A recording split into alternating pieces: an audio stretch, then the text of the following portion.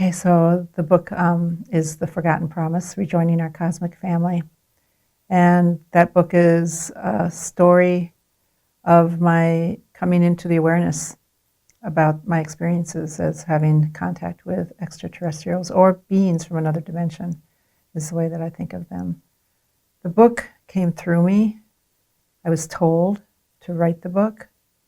And so I actually started to try to do that because I had time on my hands since the recession had hit and my real estate business was really quiet, dead actually. So I thought, oh, that would be interesting to write a book. And I felt pushed to do it. But I didn't. I bought the Word document for my computer, and that's as far as I got with it. I remember going to the Best Buy in Tucson and getting that and loading it onto my computer.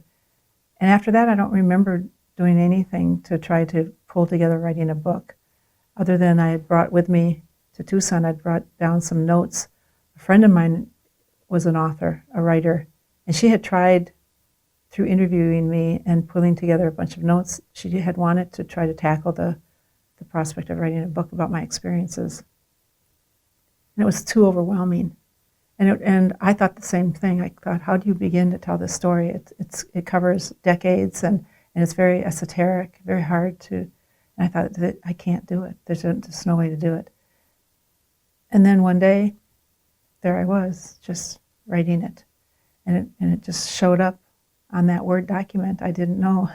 I kind of woke up, in all honesty. And I've heard of other people who have had those experiences where it's like a form of channeling. And I guess that's what I did. I just sat down every day and wrote for 6, 7, sometimes 8 hours a day, nonstop. And it just came out of me onto the screen of my laptop. And it was effortless. And it just flowed out. And it was interesting because I would get words. They would tell me words and tell me to write them down. And I would write down these different words that I didn't know the meaning of. And they said, you'll be using that later in the book.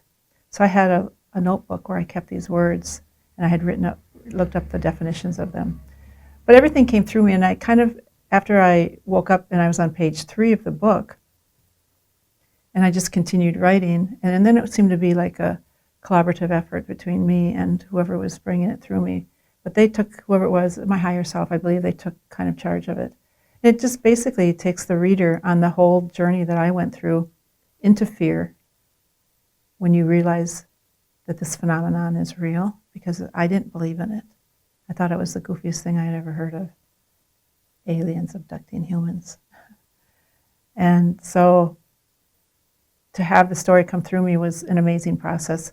And you take the reader into the fear, is what the book does, and then it brings them through the process and out the other side to awareness, to an awakening. And it's written in such a way that I guess what my guides told me was that it will be a catalyst. It will be, for those who are ready and willing to remember at this time, it'll be a catalyst to help them to awaken to their experiences in a gentle way. And it's not scary at all. I hear from people all the time, every day, people who have read the book, and it's done exactly that. It's just helping them, it's opening them up. So it's doing what it was supposed to do. I don't know how, or I don't know how it does that.